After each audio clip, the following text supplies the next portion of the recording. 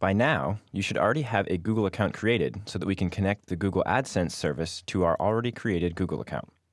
To connect your AdSense account, navigate to google.com/AdSense. From here, you'll be prompted to log into your Google account. So go ahead and enter the email address associated with your Google account. You can see that mine's already entered here. And then your password to log in. Go ahead and click the blue Sign In button to log into your Google account. Once logging in, we'll be taken to the Google AdSense homepage. We've already gone over most of the content on this page earlier in the series, so to get started with AdSense, go ahead and click the Get Started Now button in the middle left of the page. On the page that appears, Google tells us that a few things are required to start using Google AdSense. First of all, we need to be at least 18 years old to have a Google account. We also need a website that we can display advertisements on, and then a postal address so that Google can mail us payments and tax information, probably the most important part. Well, the payments, that is. Once you're ready, go ahead and click on the blue button on the bottom left of your screen that says Yes, Use, and then it'll list whatever account you're currently logged in with. On the following page, we need to provide a little more information to Google in order to get Google AdSense configured. First of all, we need to let Google know which website we'll be displaying ads on. Go ahead and enter the primary domain where you're going to be using Google AdSense. If you're going to be using AdSense on multiple websites, don't worry, you can add additional websites later on in the Google AdSense platform. We also need to let Google know what the primary language of our website is. This is really important because we want Google AdSense to display advertisements in the same language that our primary users are speaking. In this case, we're going to choose English. Lastly, make sure that you read through the Google AdSense terms and conditions and program policies. These are really important because if you violate one of the policies at some point, your Google AdSense account will be shut down and you'll not be paid for revenue that you've already earned during that period.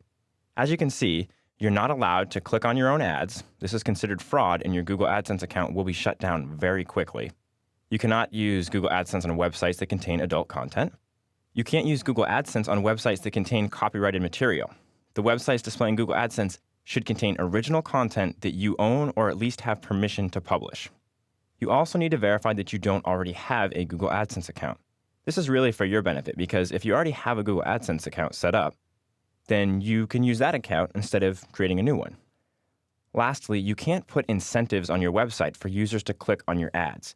For example, you can't say, click on 3 of my ads and receive a free ebook. This is also fraud, and it makes it pointless for the advertisers to pay for an ad that's clicked on only because you gave the user an incentive to click on it. So once you take a look at those terms and conditions and you're ready to move forward, go ahead and click on the blue Continue button at the bottom of your screen. In step 3 of the AdSense application process, we have to specify some contact information so that Google knows how to get a hold of us.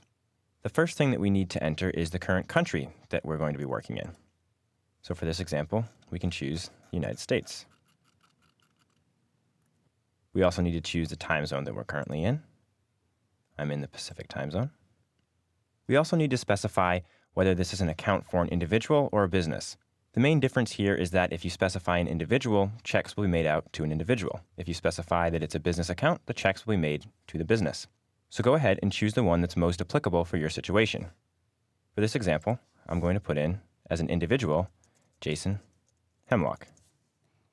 Down below, we also need to enter our street address,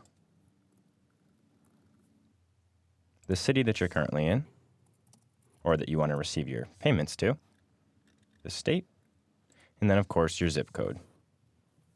We also need to provide a phone number so that Google can contact us if necessary.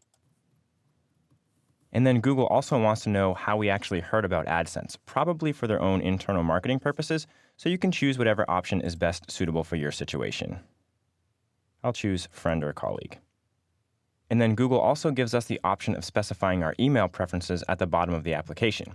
By default, Google's going to send you customized help and performance suggestions, and if you're just starting out with Google AdSense, it's probably a good idea to leave all of these emails enabled because there are a lot of really good suggestions that will help you optimize your Google AdSense account. At any point during the future, you can opt out of some of these emails. So choose whichever option is most suitable for you, and then when you're ready, go ahead and click the blue Submit My Application button at the bottom of your screen. Once your application has been submitted, Google lets you know that it's been properly submitted and it's now being reviewed. Once it's been approved, you'll receive a message at the email address that you associated with your application regarding the status of your account. Once your application has been accepted, you're going to have to place some code inside of your website to prove that you're the actual owner of the website. And we'll show you how to do that later on in the course.